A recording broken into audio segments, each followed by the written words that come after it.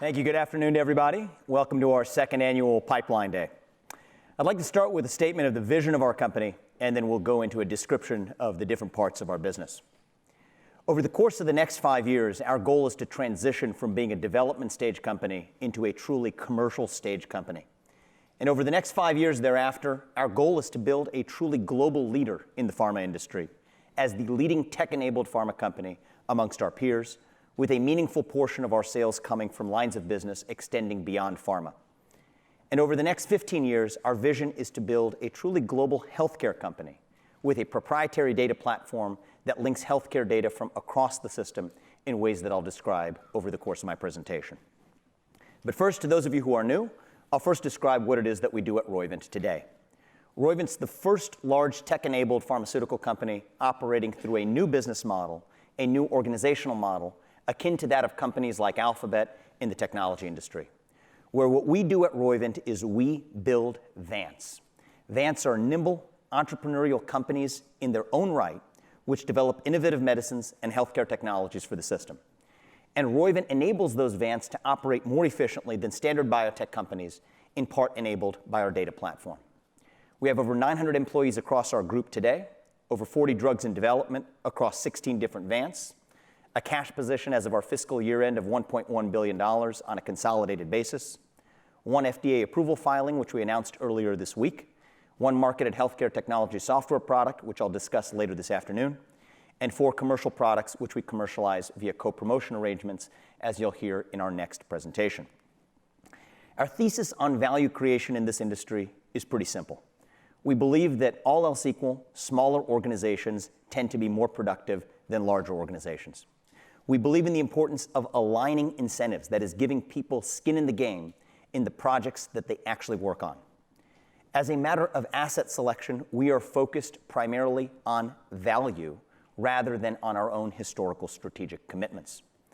From a talent standpoint, we are focused on drawing talent not just from within the biopharma industry, but in particular on talent from beyond the biopharma industry as well.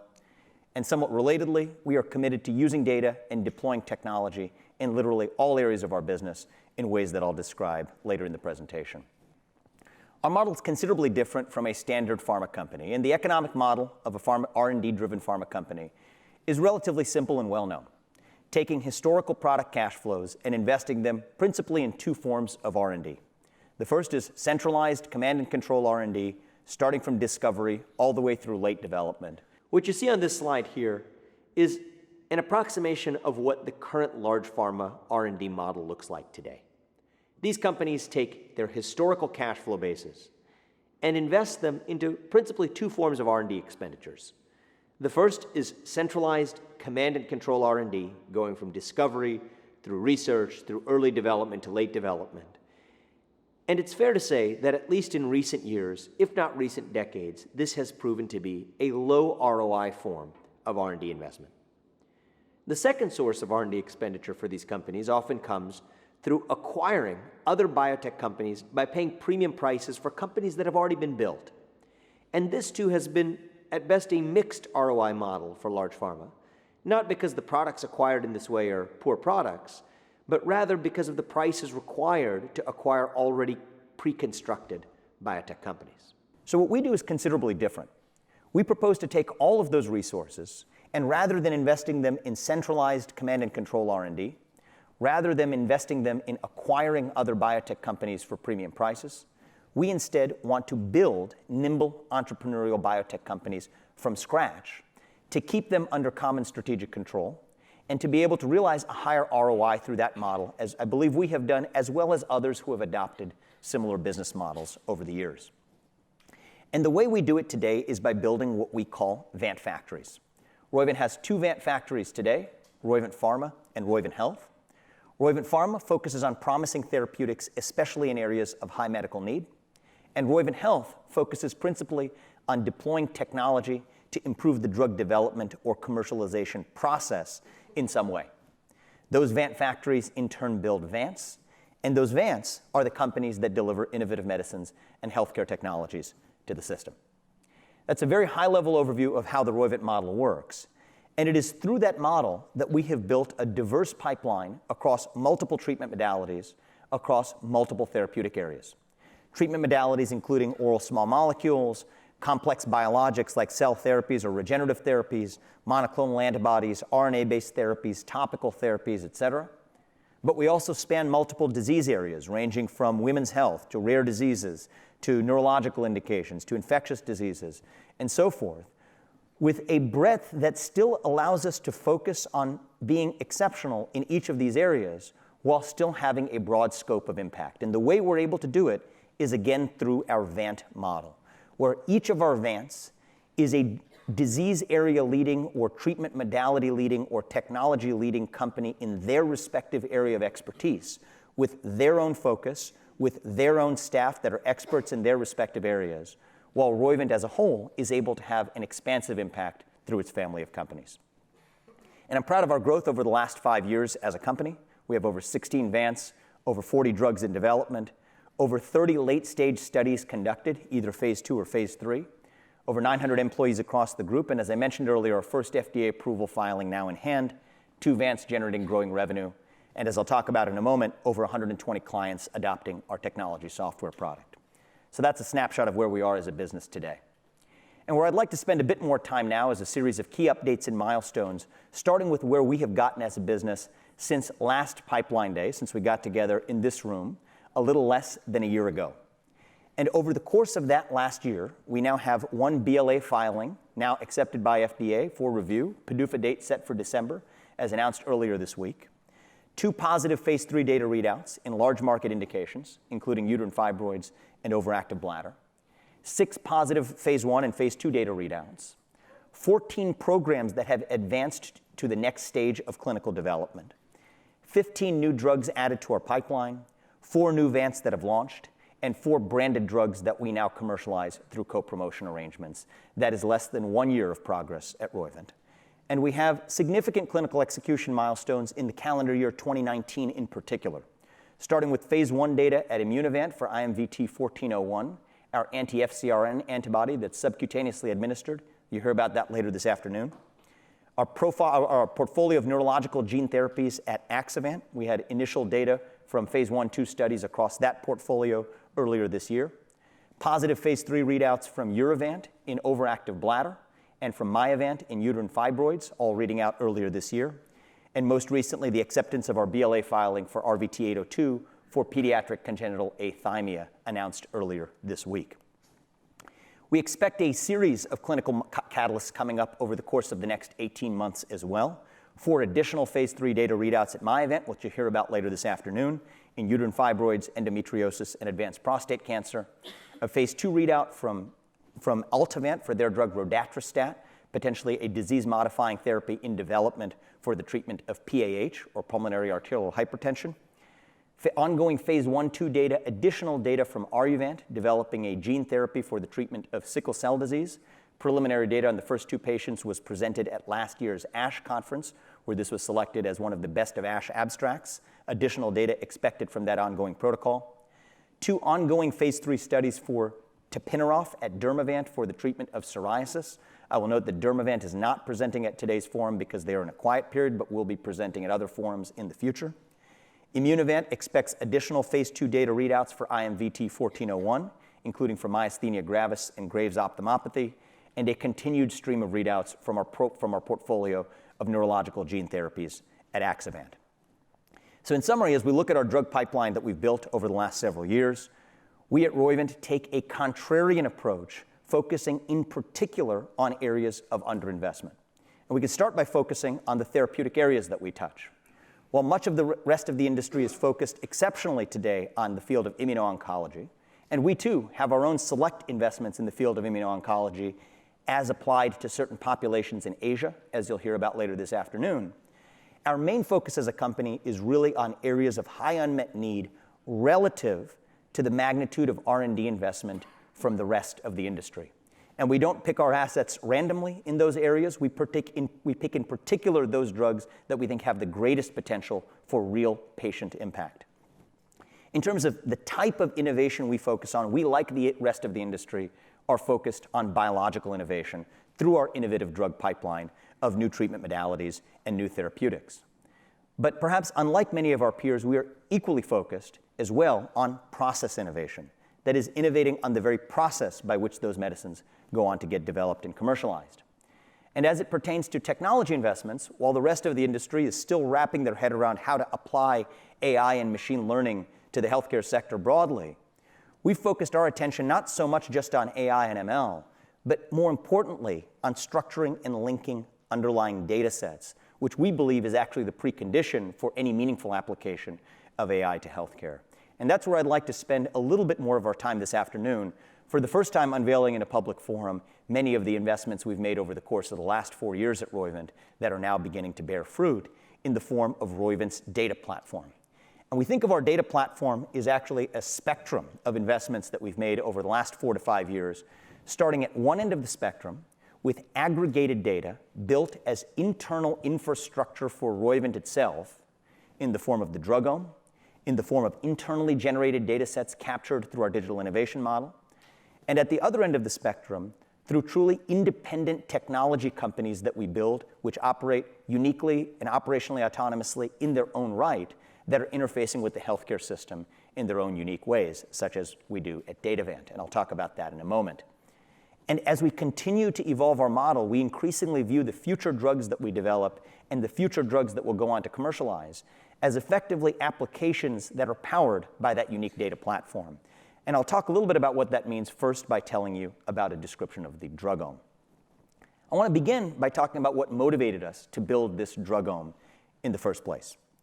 I've yet to meet a commercial head at a pharmaceutical company who would responsibly launch a product without saying that the first thing that they would do when embarking upon their launch plan is to purchase data either from IQVIA or Symphony or some other data source that informs the drug commercialization process, and perhaps with very good reason.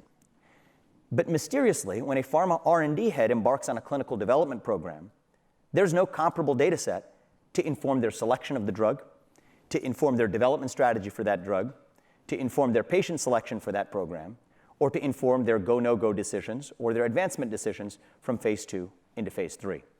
And that's the gap that we have filled with the drugome, a proprietary tool built by the team here at Roivant over the last several years. The drugome is effectively a map of every drug that is or has ever been in development, what biological targets those drugs hit, what other chemical entities have been described to hit those biological targets, what diseases are implicated by those biological targets, and an early, nascent estimate of the amount of capital that has gone into the development of those drugs to date. The way we build it is first by starting with unstructured data sources, such as academic papers, scientific abstracts, FDA documents, even company issuances like SEC filings or press releases, and to combine those with structured data sources, such as publicly available clinical trial data, such as drug approval databases, such as that available at FDA. And what we do is we extract that data, we normalize that data, and then we strive to link that data in a proprietary manner. And I should pause to note that the most underappreciated but important step in that process, where we have focused over the last 4 years in particular, is in the step of data normalization. Looking at, for example, we have a JAK inhibitor in development. We might read about, it's a topical JAK inhibitor, but we might read about a JAK inhibitor that's described in one paper as a JAK inhibitor, another as a JAK2/3 inhibitor, another as an inhibitor of the Janus kinase pathway, another that might be described as a JAK-STAT pathway inhibitor, which might actually be referring to the same drug target or even the same drug itself, but it takes actually more sophisticated normalization to be able to recognize that that is indeed the same target and indeed the same drug. Once we've normalized that data and linked it, we're then able to build that comprehensive map that I described of the landscape of drugs that are or have been in development. And more recently, we have built a front-end, effectively user interface or a portal that allows our internal team of drug developers and asset selectors to be able to power their decisions in a more informed way for both the drugs that we select, as well as, even more importantly, the way we go on to develop those drugs. Just by way of one small example, I'll talk about one of the drugs that you won't hear about later this afternoon. Medivant will not be presenting this afternoon for reasons of time constraints. They did present last year. But the drugome, in important ways, informed the development strategy for how we're now developing RVT-1501, a therapy that was in development for the treatment of type 2 diabetes. With promising data in hand in the broad type 2 diabetes population, We at Roivant focused in particular on the subset of patients that had, we believe, the greatest unmet medical need in the diabetic population, those patients with chronic kidney disease, especially later stages of chronic kidney disease, stages 3B and 4, where many of the current approved drugs are contraindicated. Now, we looked at this from the standpoint of medical need, but in informing our development strategy, we found ourselves answering a threshold question that proved surprisingly difficult to answer. And that was, how many patients with diabetes actually have chronic kidney disease? It turned out to be surprisingly difficult for us to know that answer ex ante. And so what we did is we deployed our drugome to be able to join programmatically accessible data from claims data, from NHANES data, that's national survey data, from other market data, with data sets that were not programmatically available, but internally generated. The results of physician interviews conducted by our team, the results of physician surveys conducted by our team. And then we're able to use those sources to cross-check one another, to really bound estimates and establish confidence around our epidemiological estimates. And then assess discrepancies by using even higher resolution data sets, such as coded diagnoses and biomarker-based epidemiology studies, that, by the way, now have been integrated into our drugome and are regularly feeding our evaluation of future products in that same area. As it pertains to the development strategy for 1501 itself, we were then able to establish a longitudinal view of each patient's journey over the course of their life as a diabetic, to be able to track their GFR by age, their glomerular filtration rate by age, to be able to develop, I think, what is probably the highest resolution view we're aware of the true progression of these patients through chronic kidney disease over the course of their life as a diabetic, which informed our development strategy for 1501 in important ways. So with that, I'd like to say a word about our internally generated data sets, both at Roivant and across our vans. And to understand our philosophy here and our approach here, it's first understanding exactly how our business model works. At many large pharma companies, operations are centralized, strategic decision-making is centralized, but notwithstanding that, the data sets generated at a company are still decentralized, siloed, and often even difficult to access. At Roivant, we view the organization in reverse. We're radically decentralized in terms of operational decision-making, but our digital innovation model allows us to centralize data and digital solutions at Roivant where applicable across our Vant family. And I'll tell you a little bit about how that works through the form of our digital innovation model. Our chief information officer sits at Roivant and hires a team of engineers, we call them digital innovators, and he embeds those digital innovators either at different business units within Roivant or across our family of Vants, our companies that we build and launch in their own right. Those digital innovators are responsible day to day for delivering improvements to the Vants where they work. Examples of improvements they've worked on over the last several years include automation of trial oversight, operational risk monitoring, patient identification for trials, Salesforce optimization, and so forth. That's where their day-to-day accountability sits.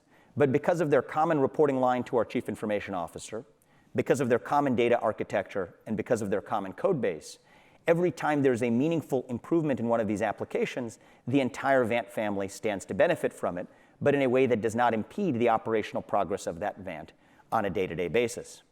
And in turn, each of those process improvements are effectively like data factories in their own right, which then feed Roivant's long-run proprietary data platform. Now, as our digital innovation program continues to grow, we see opportunities for those innovative applications to power not only our Vants, but also in select cases to commercialize them as independent technology companies in their own right, which we launched through Roivant Health. And I now want to turn my attention to the first independent technology company that we built and launched through Roivant Health, and that is Datavant. We built Datavant to solve what I personally view as the greatest unmet medical need of our time. Not solving a single disease, but rather solving the more fundamental problem of linking and sharing siloed healthcare data sets across the system today. Those healthcare data silos limit our ability to actually apply modern data science to address any disease area, holding back not only the development of drugs and not only the commercialization of new medicines, but the quality and precision of healthcare delivery more broadly. Datavant's working to solve that problem by building an operating system for healthcare data that can power not just one type of healthcare analytic application, but rather an entire ecosystem of applications ranging from synthetic placebo arms for clinical trials to precision medicine applications in hospitals to new risk models that help payers better manage their costs. Let me talk about that in a little bit more detail, and this is the first time I've done so in a public forum. Datavant has developed a piece of software that can be installed by any holder of patient-level healthcare information. It then anonymizes that data in a HIPAA-compliant manner and uses a common token scheme across those data sources to link that data at the de-identified patient level, and thereby enable secure, frictionless exchange across multiple sources. Let's take the example of a hypothetical John Smith, a male born on, let's just say, March 27th, 1968. John Smith may show up in a claims data set at an insurance company. He may show up in a clinical trial data set at a CRO. He may show up in a lab data set at a diagnostics company. Assuming each of these companies has adopted Datavant's token, what they're able to do is anonymize John Smith's name, but assign him a unique token, represented here as AA0001, and to anonymize him in, roughly speaking, the same way every time he shows up in one of the different data sets, such that we on the outside are no longer able to see that it's John Smith, thereby HIPAA compliant, but we're still able to see that it's the same person who made this insurance claim, who participated and had perhaps even this result in this clinical trial, and went on to have this lab result as part of his diagnosis. Now, as it turns out, the actual linking process is actually technically significantly much more complex than what I just described, much more nuanced, in particular with respect to the layers of security and privacy for the patient.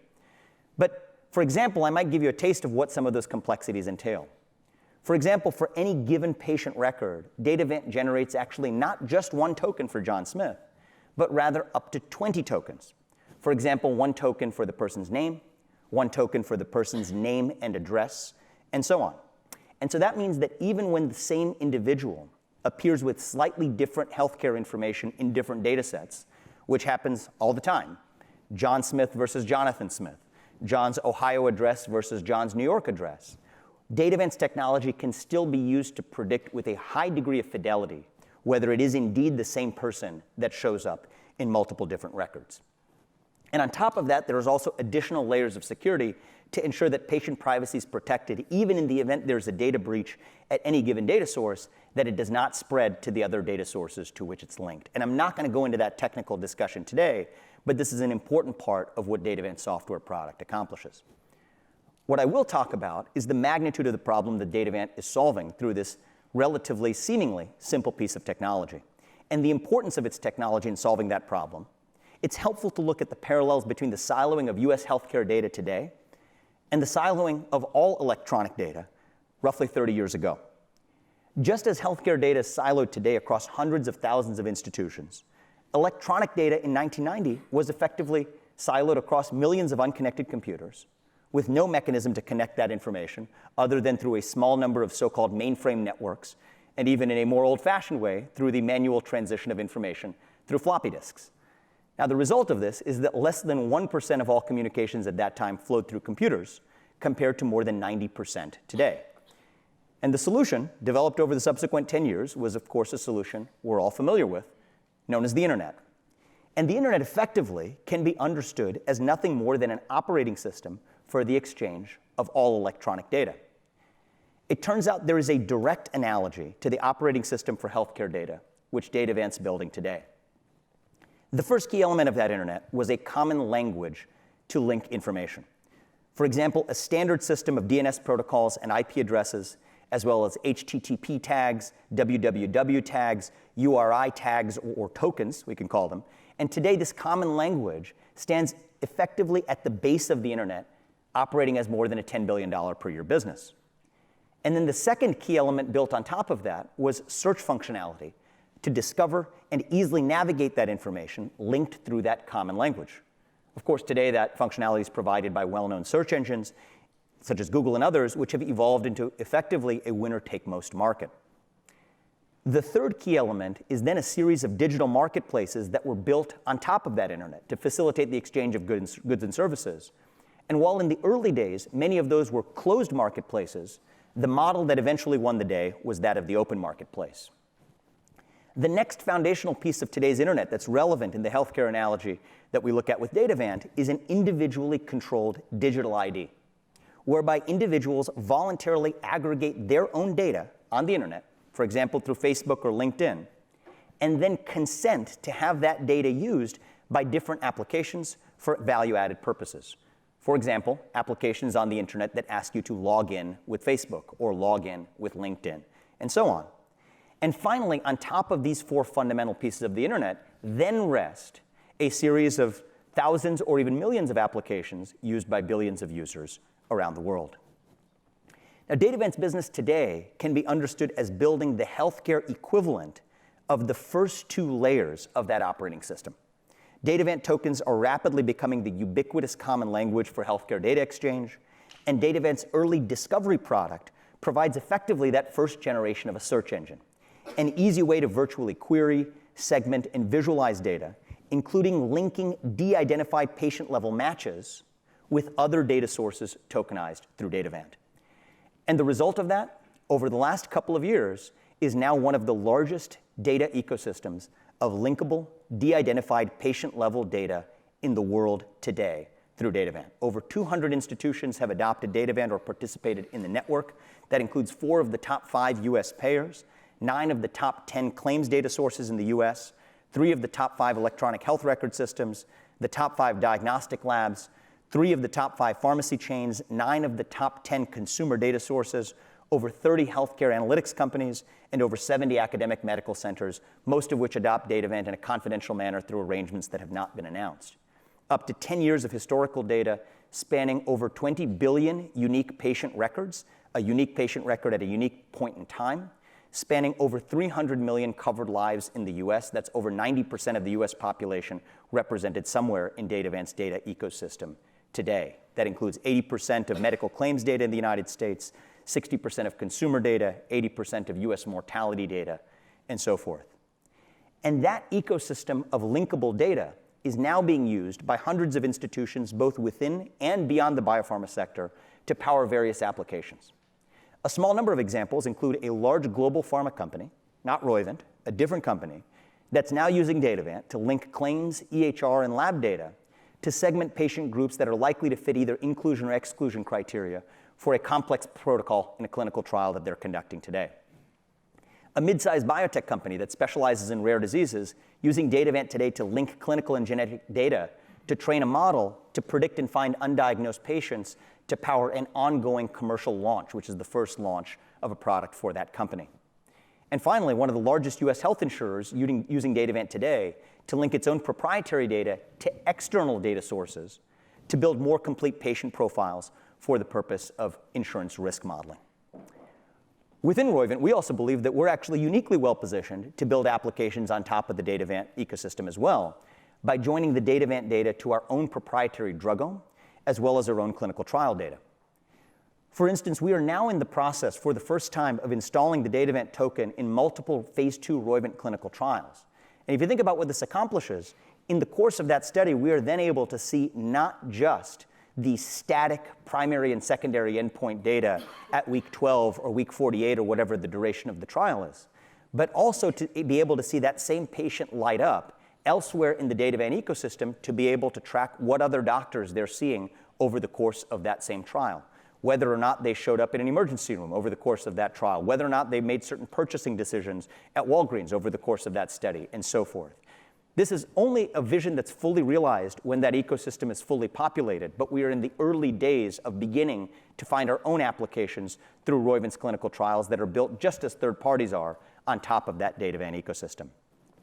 Additionally, as Datavant's installed an increasingly large number of those clinical trial sites, we can use Datavant to integrate de-identified patient-level clinical data back into our drugome, which I described earlier, joining that to the drugome's aggregated data across all clinical trials ever conducted, allowing us to then continue to improve our process for selecting drugs, our predictive models for site performance, and clinical trial enrollment expectations over the long run.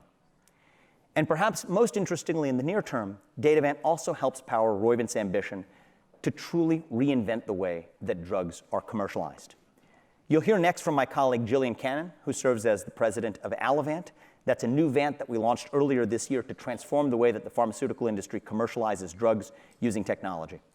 Allevant has its own unique technology that Jillian will tell you about shortly. And like Datavant, we chose to build that as a separate, independent technology company in its own right, and one that leverages Datavant in important ways, empowering their model for commercializing drugs, including through 4 branded products that they co-promote today. So thank you for that introduction, and without further ado, I'll call to the stage Jillian Cannon to present on Allevant. Thank you.